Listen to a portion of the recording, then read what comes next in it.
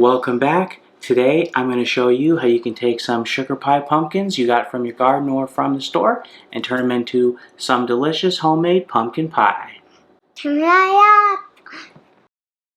Hey now, take a step outside and seize the day now. To make, of course, your primary ingredient is the pumpkins. You want to try and make sure that you're getting this is a sugar pie variety, or there's other pumpkin pie varieties. To make a pie, usually you'll use about 2 of them because you want it to be about 6 pounds total. And obviously it varies a little bit pumpkin by pumpkin. Begin by placing your pumpkin on its side and cutting off the top. This will allow you to easily create a flat surface to then cut in half. Scoop the guts out, and you want it to be reasonably clean of the stringy insides and seeds, of course. Repeat this on the other 3 halves. Pumpkin seeds are delicious. Simply rinse, salt, and roast for a delicious, healthy snack. I'll certainly be saving some to plant next year. Here's a close-up of how many seeds there are packed into this one small pumpkin. Here's how you want it to look prior to putting in the oven. Next, place them on a baking sheet on aluminum foil. Drizzle olive oil on both sides and place in an oven for 40 to 45 minutes, or until the skin is bubbly and a knife can be inserted very easily.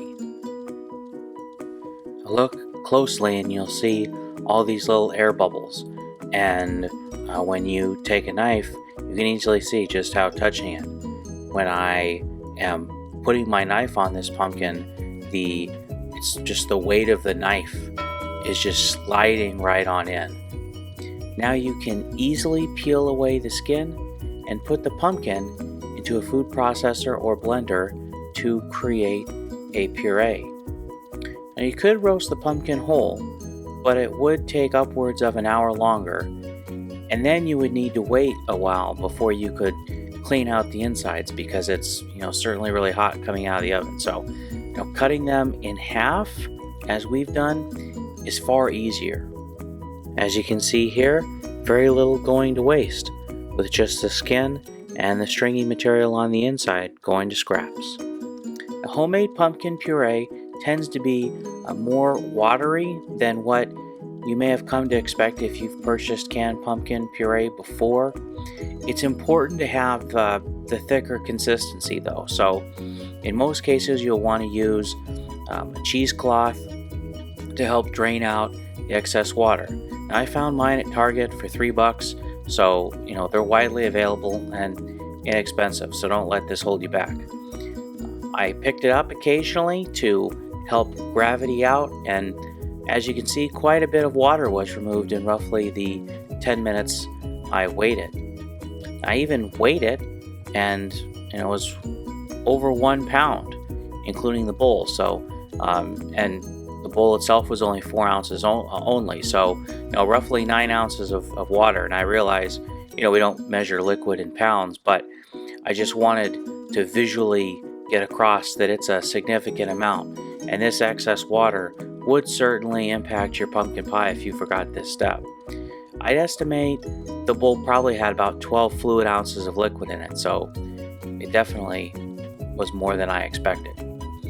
Alright, so the puree is ready. You'll need 15 ounces of pumpkin puree per pumpkin pie, assuming you're using a standard 9-inch pie tray as I am. Therefore, weigh the pumpkin puree and discard as needed before proceeding. The remaining ingredients for the pumpkin filling will be whisked into the bowl. Don't worry, I'll include the recipe in the video description so you can easily print it out at the end of the video. Add 14 ounces of condensed milk, and that comes in the single can here. 2 eggs, 1 egg yolk, 1.5 teaspoon ground cinnamon, 1 teaspoon ground ginger, 1/4 teaspoon ground cloves, 2 teaspoons vanilla extract, 1/2 teaspoon of nutmeg, and 1/2 teaspoon of sea salt. Now the spices are important to the flavor of the pumpkin, so please don't skimp on them thinking they won't matter. And to prove it, you'll notice minutes after you put the pie in the oven, the smells in your kitchen will be spectacular. Next, pie crust. Now you could buy such a thing, but I can show you how to quickly make your pie crust with a few common ingredients. First, add 2 cups of all-purpose flour, 1 tablespoon of sugar, 1 teaspoon sea salt, and 1 cup of cold unsalted butter. Now 1 cup is 2 bars, and it's important that you use the bars because you want to cut it up into small cubes and then put them into the mixture. And it's important that it's cold, so pull the butter out of the fridge right before you want to cut it and use it. You can use a food processor to pulse, a pastry blender, or your hands to break the butter into the flour.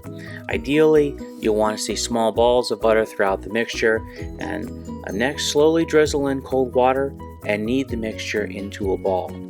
Environmental conditions and other factors can impact exactly how much water you'll use, so it's best simply to just use sort of little by little until it's well kneaded but not too wet, and roll it into a ball, and then into tamp it down to a disc, wrap it in plastic wrap, and rest it in the fridge for at least 30 minutes.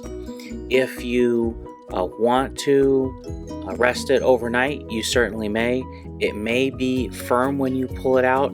In that case, simply let it sit at room temperature to soften a bit. Now when ready, take your dough, flour your surface on the dough, and begin rolling your crust into a circle, covering your pie tin and at about 1/4 inch thick. Fold it over twice to make a triangle, and then you'll place the corner of the triangle in the center of the pie tin and unfold. And this will help you center the pie and should help you avoid tearing the crust. Cut off the excess and crimp the edges. Place back in the fridge for about 15 minutes, and this will help reduce shrinking while cooking. Your pie crust is now ready to bake. Now put some parchment paper down and weigh the paper with either beans, rice, or similar material. There's baking weights too. You want to put the pie crust in the oven at 400 degrees for about 15 to 20 minutes. The idea is you want it to be long enough for the crust to become dry and crisp, but before any browning occurs. You'll take it out of the oven, remove the paper and weight, and return it to the oven for another 10 minutes to finish baking the bottom of the crust. Check on it occasionally to see if the bottom is rising, so that way you can tamp it down. If you see that, no big deal. At the end, when you pull it out, you should see here it looks golden brown and delicious. Wait until crust has cooled to room temperature, and then fill your pie crust with the pumpkin filling. Tamp it down to ensure there are no bubbles in the mixture, and bake at 325 degrees for 60 to 75 minutes. You'll know your pumpkin pie is done or set when the knife comes out clean. Wait until your pumpkin pie is cooled to room temperature before serving, and there are many toppings you can certainly enjoy with your pumpkin pie. Whipped cream is certainly a favorite. I've always been a fan of pie and ice cream, and so I've included some vanilla bean ice cream with my slice of pumpkin pie, both dusted with nutmeg. You like it? Alright, so I do hope you have enjoyed learning how to make a great, delicious homemade pumpkin pie. Please do give it a shot. The next few weeks, we'll be talking about the poinsettia plant and just sort of where it came from, and also how you can take care of it, because of course a lot of folks will get them over the holiday season and then they just end up dying shortly after the new year, and so you can prevent that, and we'll talk about how to do that.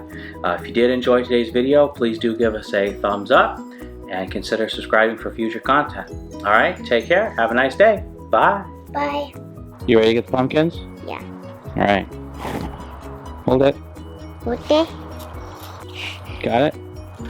Oh! Whoop! Daddy, you want my pumpkin pie? Yeah, let's do it.